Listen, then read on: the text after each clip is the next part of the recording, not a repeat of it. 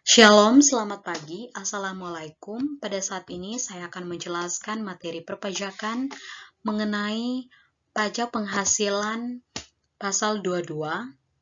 Sebelum itu saya akan memperkenalkan diri saya. Nama saya Istimia Timpendo, NIM 19304001, kelas akuntansi A3. Selanjutnya kita akan mengetahui lebih dalam tentang pajak penghasilan pasal 22. Yang pertama, kita harus mengerti landasan hukum dari pajak penghasilan pasal 22 atau PPh pasal 22 ini. Landasan hukum dari PPh pasal 22 yaitu pasal 22 Undang-Undang PPh. Yang pertama PMK nomor 154/PMK 03/2010, yang kedua PMK nomor 253/PMK 03/2008. Definisi dari PPh pasal 22 ini yaitu PPh pasal 22 merupakan pajak yang dipungut atas pertama, aktivitas pembayaran atas penyerahan barang bagi institusi pemerintah, kedua, aktivitas impor barang, ketiga, aktivitas penjualan atau pembelian barang di industri tertentu, yang keempat, aktivitas penjualan barang sangat mewah. Selanjutnya, karakteristik terbagi atas 3, pemungut, penyetor, dan pelapor. Yang pertama, kita akan membahas tentang aktivitas penyerahan barang. Terbagi atas, pertama, bendahara pemerintah untuk mekanisme pembelian barang, kedua, bendahara pengeluaran untuk mekanisme uang persediaan, dalam kurung UP, ketiga, kuasa pengguna anggaran, dalam kurung KPA, atau pejabat penerbit surat perintah pembayar, SPM, untuk mekanisme pembayaran langsung, dalam kurung LS. Yang kedua, aktivitas laporan terbagi atas Bank Devisa, Direktorat Jenderal Bea dan Cukai. Dan yang ketiga, aktivitas di industri tertentu. Terbagi atas, pertama, badan usaha yang dituju kepada kepala KPP untuk penjualan hasil produksi dalam negeri di industri semen, kertas, baja, dan otomotif. Selanjutnya, produsen atau importir BBM, gas, dan pelumas untuk penjualan komoditas tertentu. Yang ketiga, industri atau eksportir yang ditunjuk kepada KPP untuk pembelian bahan keperluan di sektor kehutanan, perkebunan, pertanian, dan perikanan. Selanjutnya, kita akan membahas tentang tarif pajak, yaitu aktivitas penyerahan barang dengan tarif 1,5% dari harga pembelian. Yang kedua, aktivitas impor dengan tarif 2,5% dari nilai impor bagi pengguna angka pengenal impor atau biasa dikenal dengan API, dan 0,5% bagi pengguna API untuk impor kedelai, gandum, dan tepung terigu. 7,5% dari nilai impor bagi non-pengusaha API, 7,5% dari harga jual legal untuk barang yang tidak dikuasai. Nilai impor sama dengan CIF ditambah bea masuk pungutan lain. Selanjutnya, pencatatan transaksi PPh 22 bendaharaan negara dan impor. Yang pertama yaitu PPh 22 dipungut bendaharaan negara. Terbagi atas 2, yaitu jumlah pajak yang dipungut oleh bendaharaan merupakan pengurang kas yang diterima dicatat sebagai pembayaran pajak di muka. PPN dan PPNBM tidak dicatat, namun bukti potongan dimintakan untuk memperoleh restitusi pajak. PPh 22 atas impor yaitu jumlah PPh 22 dibayarkan dicatat sebagai pajak dibayar di muka untuk bea masuk, dan PPNBM menjadi penambah nilai persamaan.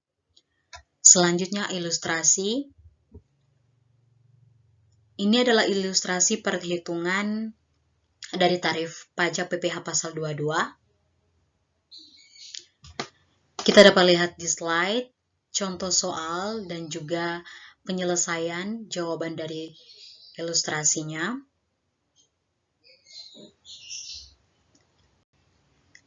Ini adalah contoh soal perhitungan dari tarif PPh 22 ya teman-teman. Selanjutnya, pencatatan transaksi bendaharaan negara. Setelah contoh perhitungannya tadi, maka di sini adalah contoh pencatatannya di dalam jurnal. Contoh perhitungan menggunakan tarif impor.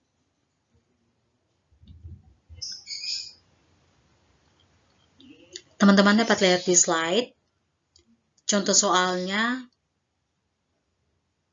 dan juga contoh perhitungannya. Selanjutnya pencatatan transaksi impor. Ini adalah contoh soal untuk pencatatan transaksi impor dan ini adalah contoh jurnalnya.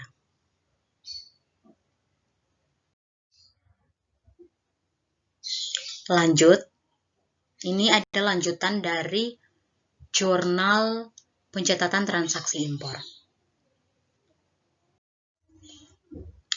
Tarif pajak yang selanjutnya yaitu aktivitas di industri tertentu.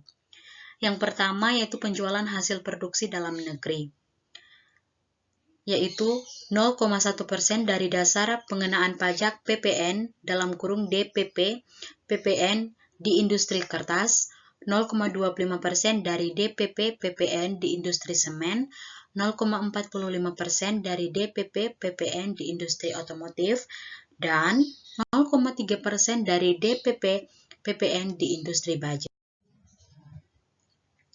Selanjutnya yaitu tarif pajak aktivitas di industri tertentu. Yang pertama, penjualan BBM gas dan pelumas, yaitu 0,25% dari harga jual BBM untuk penjualan ke SPBU Pertamina, 0,3% dari harga jual BBM untuk penjualan ke SPBU non-Pertamina, dan 0,3% dari harga jual minyak tanah, 0,3% dari harga jual gas, dan 0,3% dari harga jual pelumas. Dan yang kedua, 0,25% dari harga beli untuk pembelian industri kehutanan, perkebunan, pertanian, dan perikanan. Selanjutnya, tarif pajak barang sangat mewah atau dalam PMK nomor 253/PMK 03/2008 yaitu 5% dari harga jual tidak termasuk PPN dan PPNBM. Pencatatan transaksi PPh 22 industri tertentu. Yang pertama, pihak pemungut. Pencatatannya yaitu mencatat penerimaan kas dan mengakui tentang utang pajak sebab harus disetor ke kas negara. Yang kedua yaitu pihak yang dipungut. Mencatat pembayaran tersebut sebagai pajak dibayar di muka pada saat pembelian sebab kewajiban perpajakannya telah dipenuhi. Selanjutnya, ilustrasi dari perhitungan industri tertentu. Teman-teman dapat dilihat di slide contoh soal dan juga jawaban atau cara perhitungannya dalam menyelesaikan soal perhitungan industri tertentu. Ini perhitungan tarif industri tertentu ya teman-teman. Selanjutnya pencatatannya di dalam jurnal dari transaksi industri tertentu.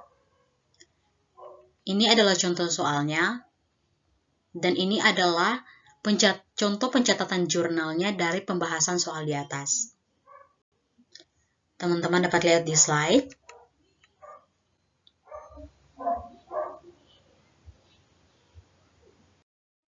Selanjutnya sanksi yang diberikan kepada tarif pajak PPh pasal 22.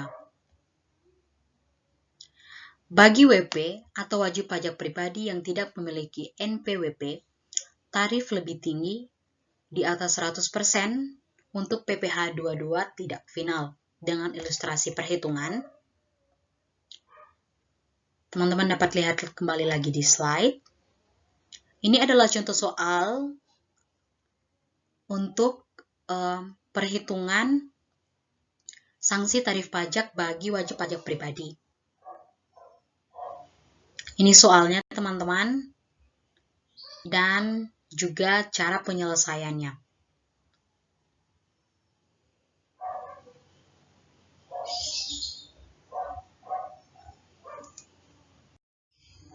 Selanjutnya, saat terutang dan pelunasan.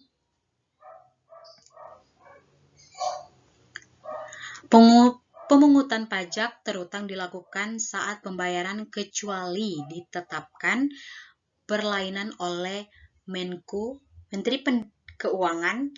Pengecualian tersebut antara lain yang pertama yaitu kegiatan impor dilakukan saat pembayaran bea masuk, kecuali jika pembayaran bea masuk ditunda. Dibebaskan pemungutan dilakukan saat penyelesaian dan pemberitahuan impor barang PIB. Selanjutnya yaitu kegiatan pembelian barang. Kegiatan pembelian barang yaitu pada saat pembayaran, pembelian hasil produksi yaitu pada saat penjualan, dan penjualan hasil produksi pengolahan barang yaitu pada saat penerbitan delivery order.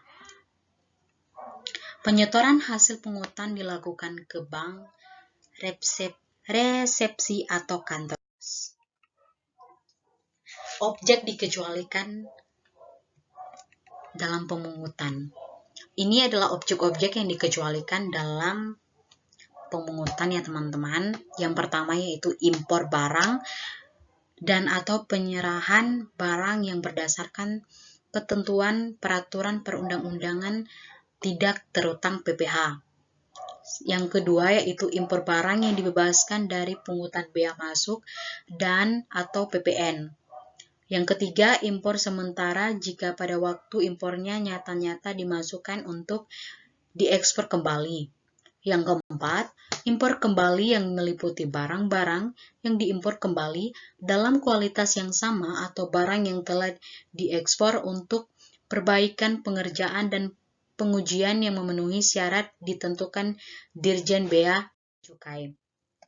Yang kelima yaitu, ini masih masuk dalam objek pengecualian dari pemungutan pajak teman-teman. Yang kelima, pembayaran atas pengadaan barang bagi instansi pemerintah jika penjumlahan maksimal 2 juta dan tidak merupakan pembayaran terpecah-pecah atau tidak ditunjukkan untuk pembelian BBM listrik, gas, pelumas, air minum, atau PDAM, dan benda pos. Yang keenam, pembayaran untuk pembelian gabah dan atau beras oleh perum Bulog. Yang ketujuh, emas batang yang akan diproses untuk penghasilan barang penilaian dari emas yang ditunjuk untuk ekspor. Dan yang kedelapan, pembayaran untuk pembelian barang sehubungan dengan penggunaan dana BOS. Selanjutnya, ini ilustrasi untuk pengecualian dari PPh pasal 22.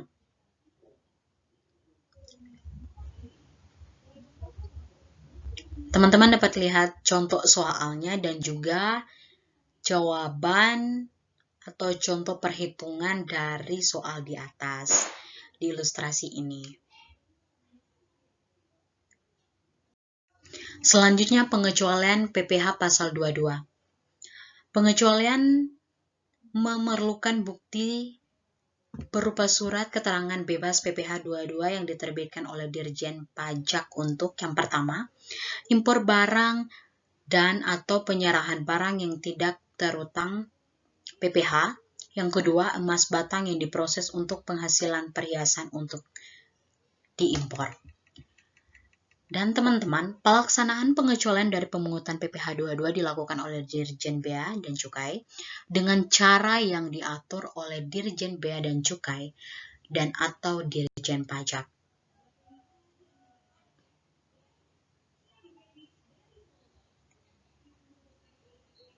Terima kasih. teman-teman, sekian pembahasan dari saya mengenai pajak penghasilan PPh 22. Semoga materi ini bermanfaat bagi kita semua dalam menempuh pendidikan kita. Akhir kata, saya mohon maaf. Shalom dan terima kasih.